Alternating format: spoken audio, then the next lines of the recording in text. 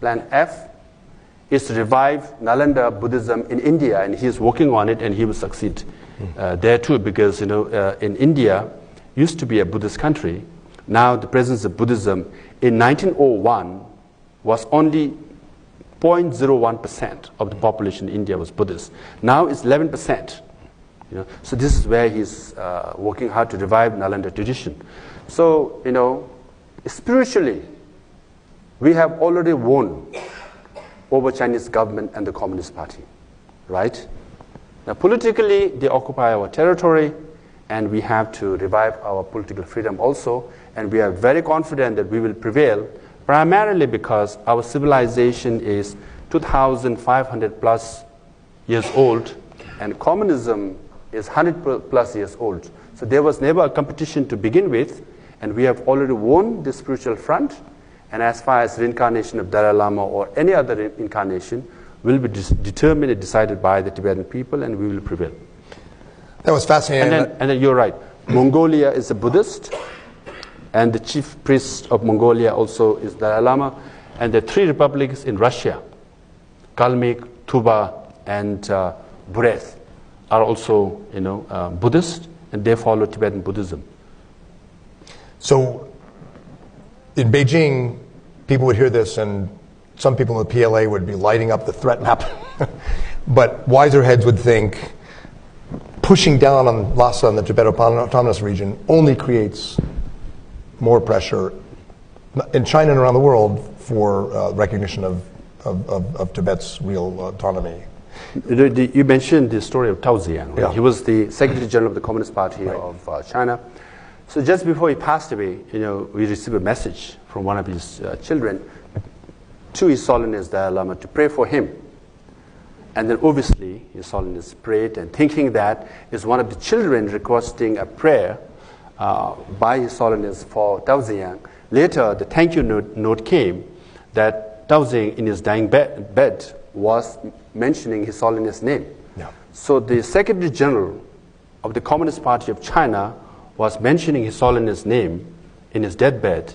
Clearly, Buddhism is prevalent in China. So there's a joke that during daytime, all the Communist Party generals and leaders, they go to attend party meetings, and their wives are in Buddhist monasteries praying for their promotion, maybe no demotion, or don't get caught in corruption, things like that, right? So Buddhism is prevalent even within the compound of Zhongnan High.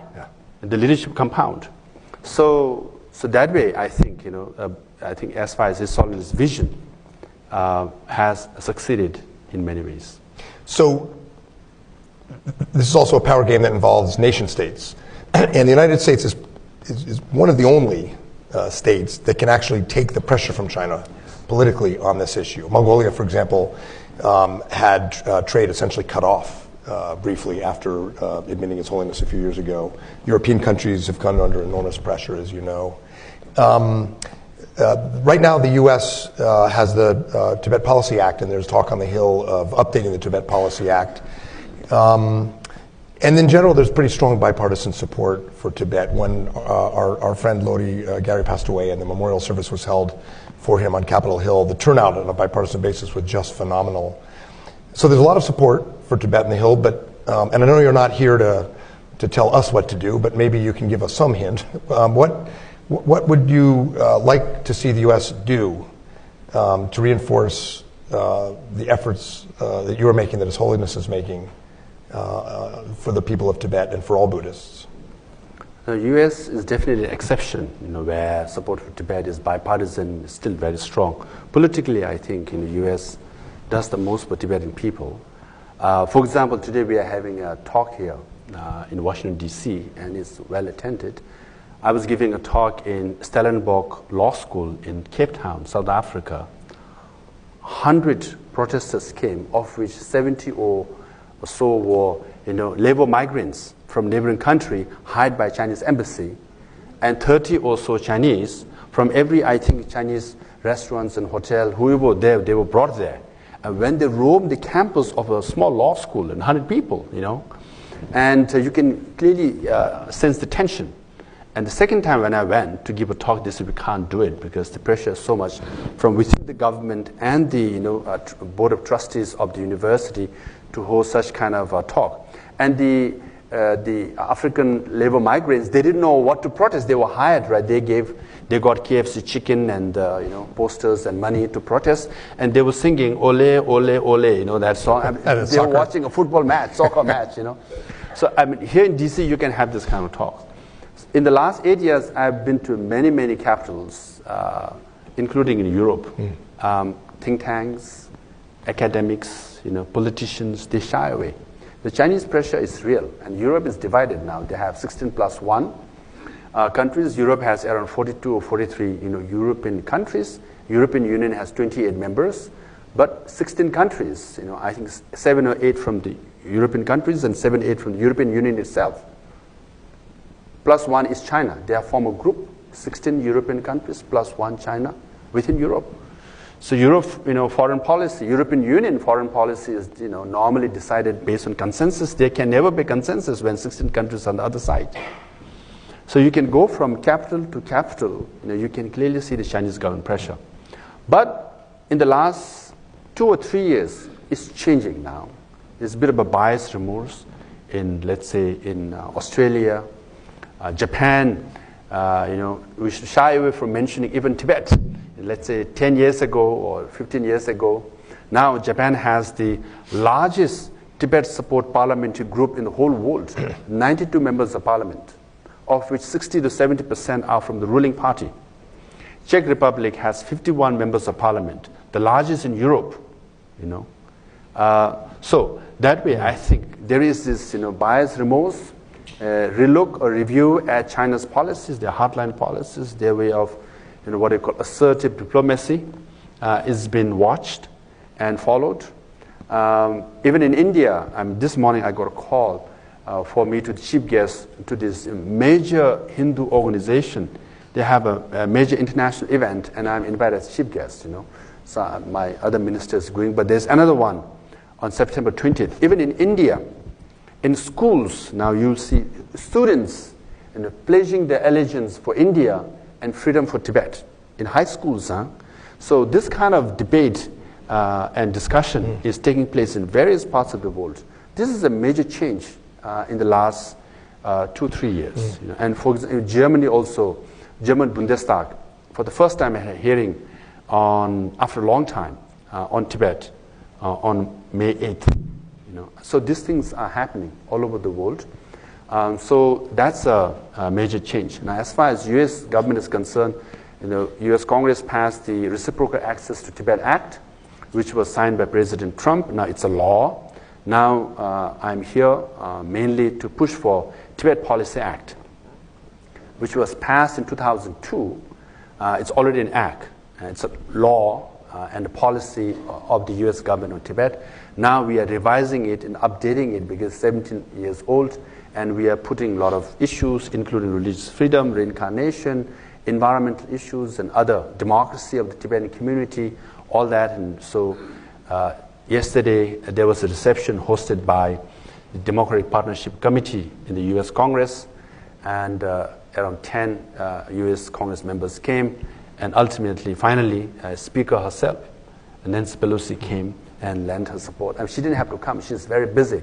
She is a well-known Tibet supporter, but she made the time to come after all the voting took place to show her support, and we hope to pass that act, at least definitely in the House. And if there are some staff members here from the Senate side, do nudge your senators to co-sign the bill, and it will be, I think, tabled this week, and hopefully we will have Tibet Policy Act by the end of this year.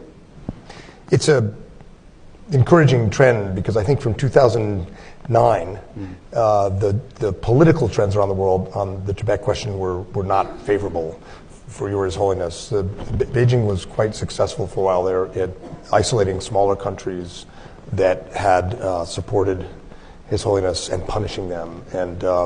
But it's reversing, as you point out. And I think in the U.S., on a bipartisan basis in the Congress, as I said, support is quite strong. why don't we take some questions? We have microphones. If you could briefly introduce yourself and keep the questions brief, I'd appreciate it. But I'd be very happy to take questions. We have about 10 or 15 minutes still. Where are our microphones? So, okay. Questions? Yes, why don't we start here in the middle?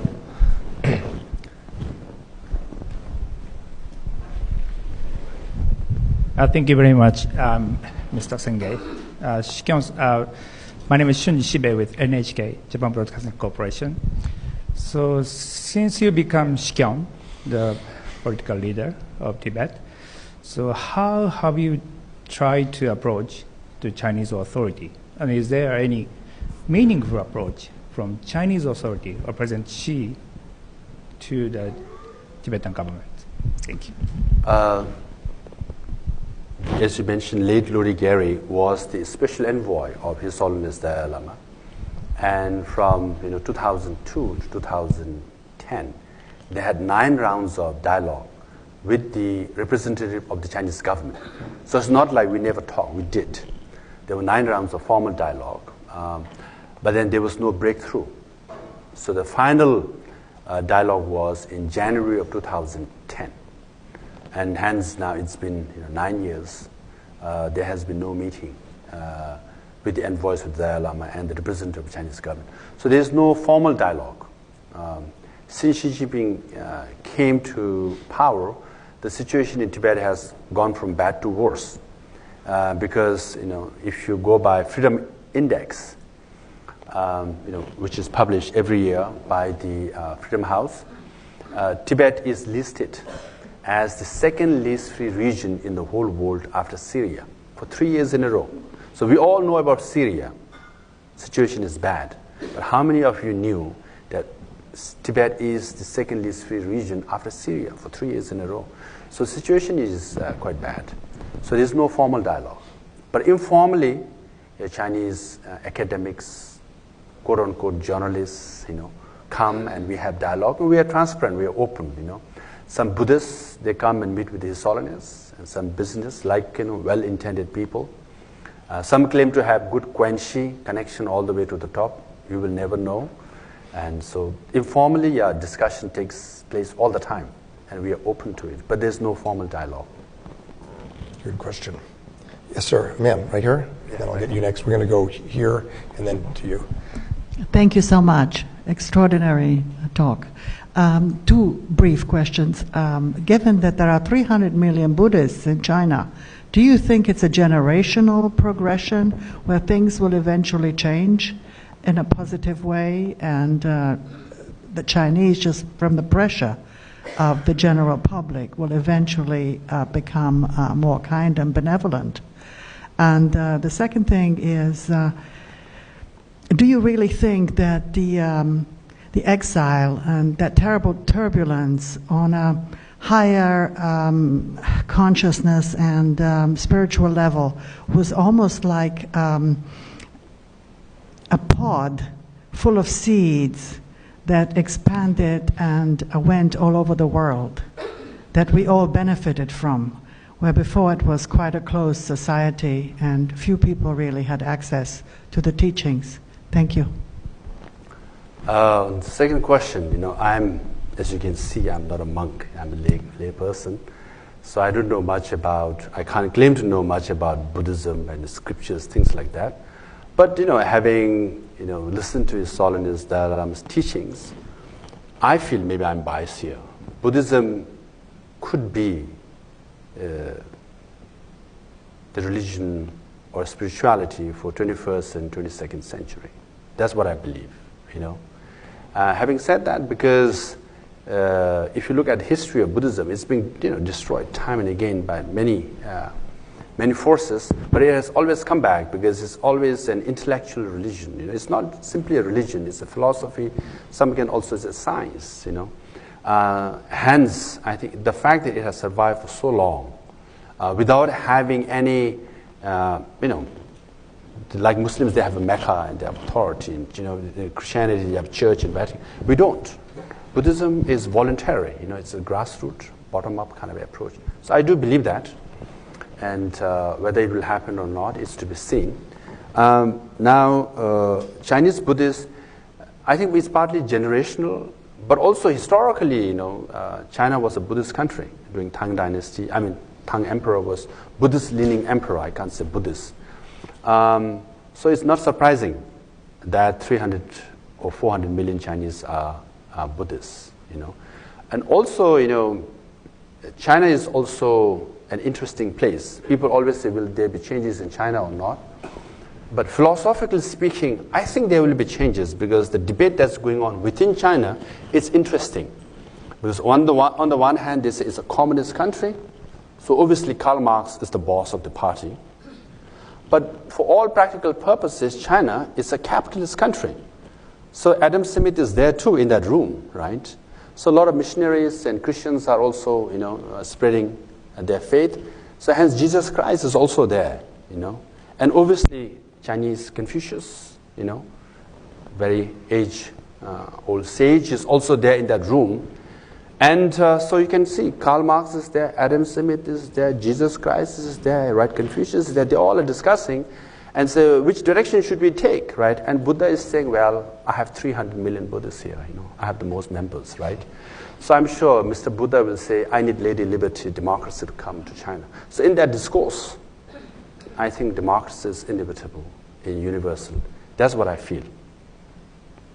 It's an interesting image of the standing committee of the Politburo you just created. No, they are outside the Politburo. Yeah. Yes, please, right in the front here. Thank you. My name is Angelita from the Catalyst Writer. My question, sir, is looking at the dynamics between Tibet, China, and the United States. I mean, with China, still the ruling party is communist. So obviously, I think they want the Dalai Lama recognized by China more like a figurehead. And with the United States, my honest question is, I know you want to be recognized by the United States, and interpreting it, maybe you want to align with the United States so you have some buffer against China. That's how it looks like. But the question is the separation between the church and state in Tibet. Because if you look at the Italian government, there's the head of the Catholic Church. And by the way, just some honest comments, there's a difference between the Catholic Church and between the Dalai Lama and the Pope. But if you look at Italy, there's a very structured government that relates with the government of the other countries. And with the Dalai Lama, is that like a spiritual leader, a figurehead that you get sympathy from the people? Basically, what I'm trying to say is, I want to see how you perceive your relationship with China and your relationship with the United States as a church-state leader, something like that. So in a way, it's a question Thank about you. your relationship with His Holiness. Because when I was in the White House working for President Bush, His Holiness was fulfilling his role as a Dalai Lama, but also your role you're now playing, and so there is this separation. Maybe you can describe how you relate with His Holiness and the division of roles and labor. That's true. If you study the institution of Dalai Lama, from 5th Dalai Lama till 14th Dalai Lamas were both the political and spiritual leader of Tibet and Tibetan people. But in 2011, His Holiness Dalai Lama separated the church and the state. So normally people fight for and pursue for the separation, right, for power. Let's say the crisis in Syria and Venezuela are the reasons why the leaders, political leaders, are not letting go of their authority or power. But His Holiness in 2011 voluntarily, as he says, happily separated the church and the state and said, I'm devolving all his political authority to the elected person, to the elected president, and I happened to get elected at that time. So we have completely separated the church and the state. So this is also His Holiness' vision, his contribution for Tibetan democracy. That we established parliament in 1960, and we had women representation in 1963. I had a few countries in Europe like Switzerland, So, and then in 2001, we had the first direct election of our the executive head. And 2011, he completely separated the church and the state. So His Holiness Dalai Lama is our spiritual leader, and my office is the political head of the Tibetan administration. So we are completely separated. Yes, ma'am. I think you were next. Luke, right there. Yeah, thanks. Last Thank question. you. In your excellent presentation, you mentioned that there are three Buddhist majority parts of Russia, but I believe that Russia has never allowed the Dalai Lama to visit. That's one question. The other is, how do you relate to the terrible persecutions of China's Muslim population? Thank you. Good question.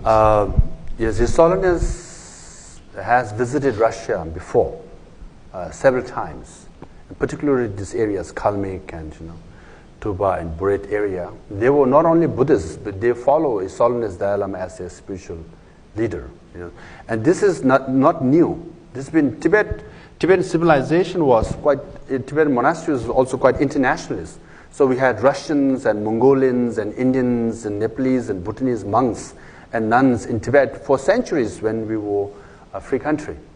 So now, in recent years, yes, because of their close relationship with China, His Holiness has not been able to visit Russia. That was the question? And China Muslim, Xinjiang. that's true. Yeah. With Xinjiang, with Uyghurs, yes, we are in solidarity with Uyghur people in Xinjiang. Obviously, there are brothers and sisters who are suffering the same fate or similar fate of Tibetans. And I've been to many events where we meet, the Uyghurs, the Mongolians, the Chinese dissidents, we all meet. If you close your eyes and listen to their stories, it's almost exactly the same, except for Tibet is replaced by Xinjiang and Xinjiang is replaced by Mongolian. And in last November in Geneva, we organized this Geneva Forum, because there's Human Rights Council in Geneva, right? UN Human Rights Council, where we invited the president of World Uyghur Congress, Dokum Isa, and Wu Kai-shi from Taiwan, considered as number 4 leader of Tiananmen tragedy, and Chinese dissident, Mongolian, and also activists from Hong Kong and from Taiwan.